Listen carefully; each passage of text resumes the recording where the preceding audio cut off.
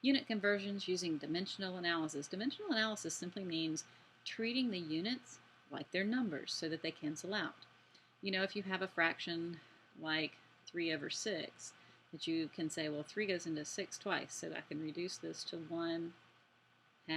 Well, if I have units like meters and seconds in the top and in the bottom, they can cancel out just like common factors can. Now, when we do use unit conversions, I like the T-chart method. You probably did this in chemistry, maybe in some other classes. I find it helpful. If you can do this well without the T-chart method, I'm not going to force you to use it. But if you have some issues with conversions, then I encourage you to use this method because it's really straightforward and it works really well. The T-chart method says, draw a T-chart. And it may have some more columns. It may only have 2, but it may be more as you get to more complicated conversions. And you put what you have here, and then you put a conversion factor here.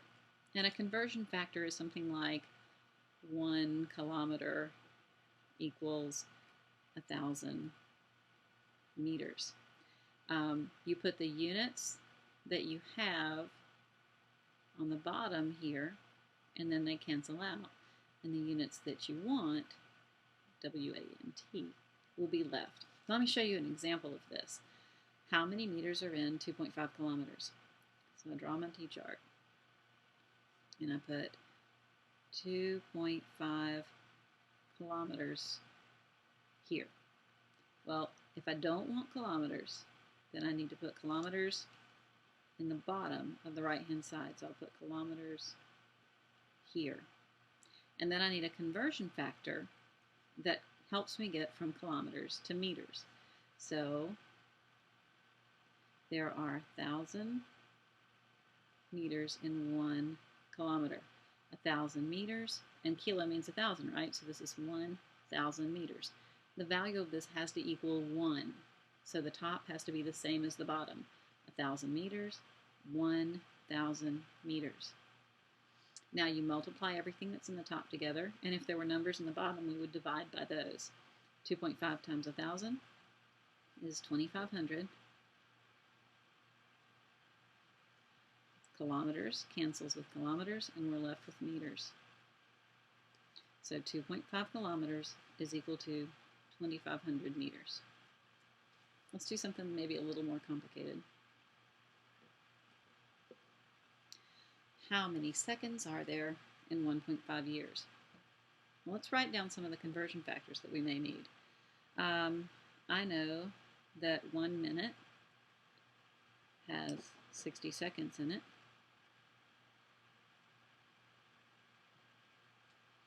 I know that 1 hour has 60 minutes in it.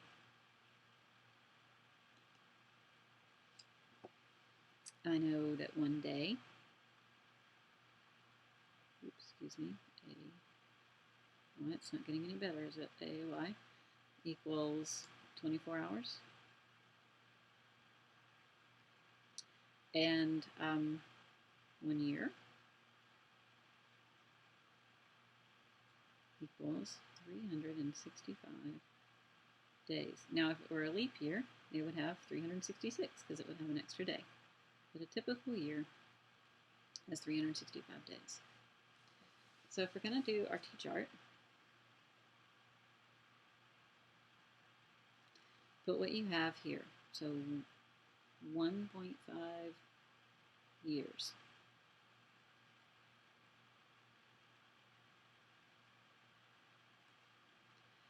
Now I need years here.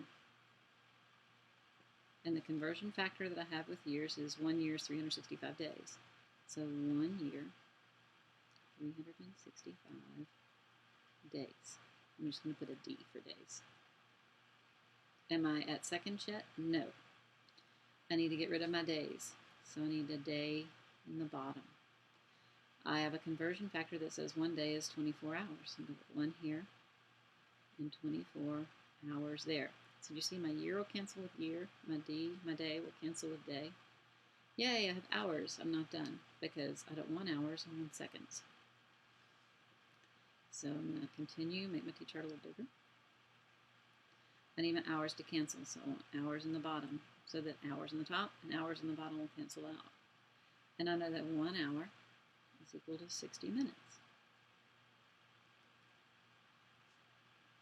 And I'm almost finished, but I don't need minutes, I need seconds. So I'm going to put 1 minute in the bottom and 60 seconds in the top. Now my minutes cancel with my minutes, my hours cancel with my hours, my day cancel with my days, my year cancel with my years. And if I multiply 1.5 by 365 by 24 by 60 by 60, I'll have how many seconds there are in a year. When I did it, I got 47,304,000. And I hope that's what you got. That's not a decimal between the 4 and the 7. It's an extraneous dot. Okay, so you put the units you have, and then they have to cancel. So you put them here, put your next conversion factor. It will keep getting you closer to what you need. And when you finally get the units that you need here, then you're done.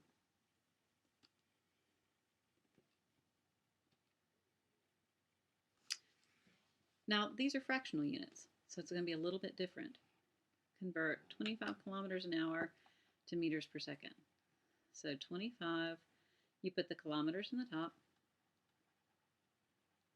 and you put the hours in the bottom. And you have to take care of each of these units separately. Let's take care of the kilometers first. It's in the top. We need it to be in the bottom to cancel. The conversion factor I know with kilometers and meters is 1 kilometer equals 1,000 meters. Now the most typical mistake I see here is putting the 1,000 with the kilometers. Remember, these two things have to be equal. 1,000 meters, 1,000 meters. Kilo means 1,000. So 1,000 meters on top, 1,000 meters on the bottom. Now we need to deal with the hours. So hours in the bottom will cancel if I put hours in the top. 1 hour. Now I could say an hour is 60 minutes, and then I could convert minutes to seconds, but you really should know that 1 hour is 3,600 seconds. It saves you some time. Now, that's going to give me, when I do the math with my calculator, that's going to give me meters per second, because look what happens to our units. Kilometers cancels with kilometers, hours cancels with hours, and we're left with meters in the top and seconds in the bottom. Now, how to do the math? Multiply 25 by 1,000 and then divide that by 3,600. So you take the values in the top, multiply them together, and divide by whatever's in the bottom. So I have my calculator here, and I'm saying 25 times 1,000, and then I go divided by 3,600, and I get 6.9 with lots and lots of fours. So I'm going to say 6.94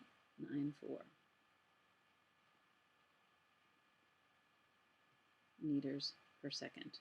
Okay, now let's look at our answer here. This only had 2 significant figures. This only had 1, but this is by definition exact. So I could have, if I wanted to, I could have put a decimal 0, so 1,000 point zeros. This is by definition, this does not limit our precision. This again, an hour is exactly 3,600 seconds. So I could have put a decimal and a 0, and I could make these as precise as I wanted to. These conversion factors are not going to limit your precision, but the number that you're getting does. So actually, this had 2 significant figures. I should not report an answer with more precision than that. So I need to round that to just 6.9 meters per second. And that's our conversion lesson.